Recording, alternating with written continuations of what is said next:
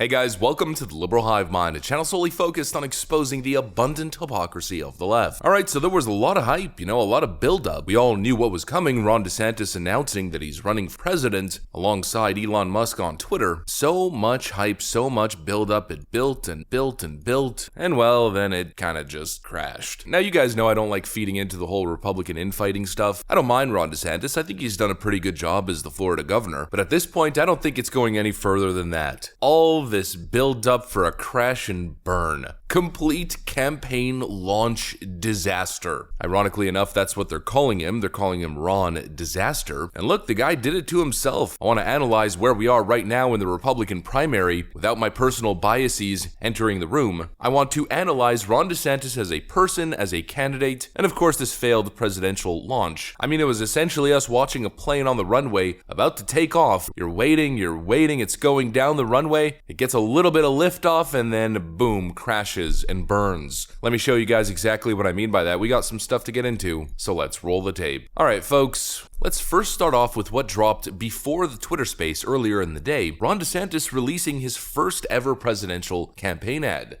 Our border is a disaster. Crime infests our cities. The federal government makes it harder for families to make ends meet, and the president flounders. But decline is a choice. Success is attainable, and freedom is worth fighting for. Righting the ship requires restoring sanity to our society, normalcy to our communities, and integrity to our institutions. Truth must be our foundation, and common sense can no longer be an uncommon virtue. In Florida, we proved that it can be done.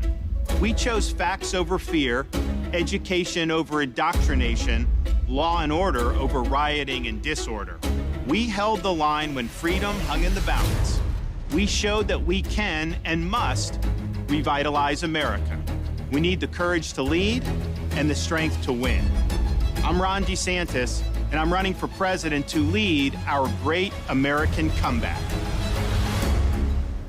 From the music, to the voice, to the charisma, it just isn't hitting. In many cases, he's saying the right things, not on all issues, but there's just something missing. Now, I know a lot of Ron DeSantis supporters are claiming, well, the showmanship doesn't really matter. It's purely about the policies and content. And like I just said in that regard, on most issues, not all, Ron DeSantis is pretty good. But you can't put people to sleep and expect to get elected.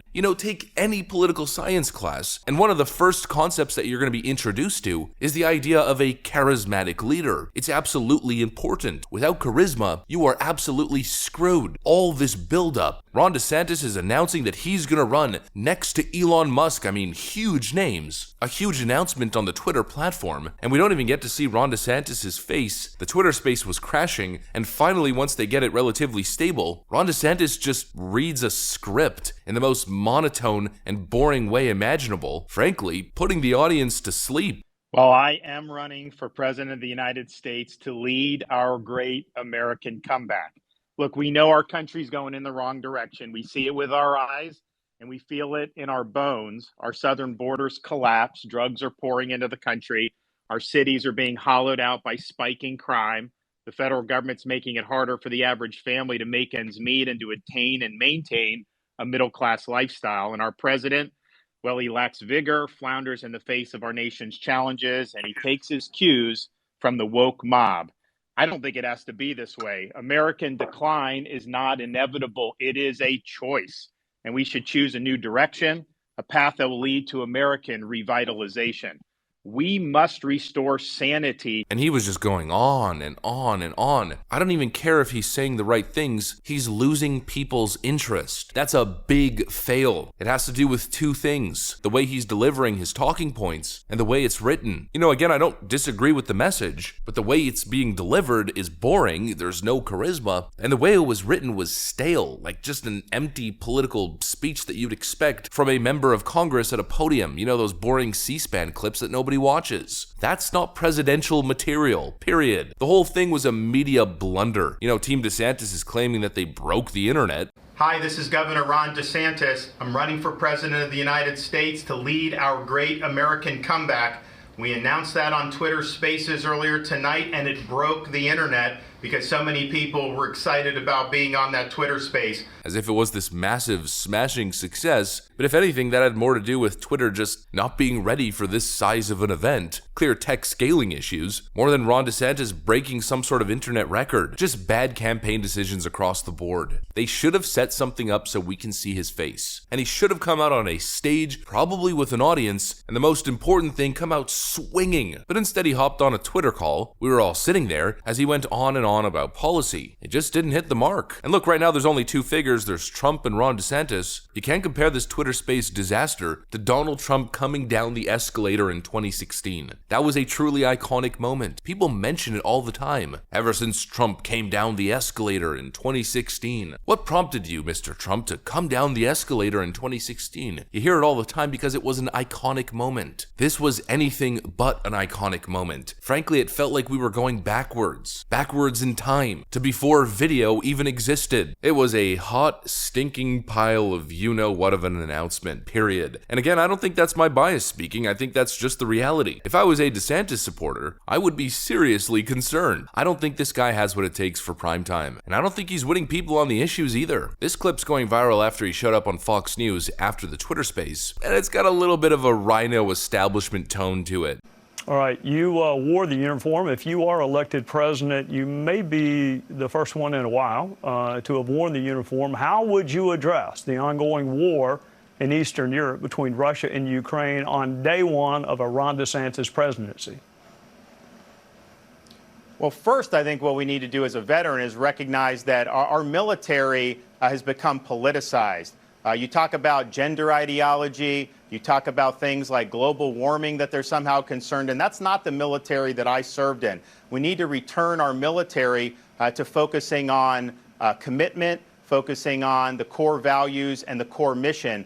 That would be something that I could take care of on day one. There'll be a new sheriff in town as commander-in-chief, and I think you'll see recruiting start to get back to where it needs to be because people don't want to join a woke military, and I think it's been really, really problematic. Look, in terms of what's going on over in Eastern Europe, I'd like to see a settlement of this. I do not want to see a wider war. I think it's completely unknowable what it will look like in January of 2025, but I would not want to see the United States with our troops get enmeshed in a war in Russia or in Ukraine.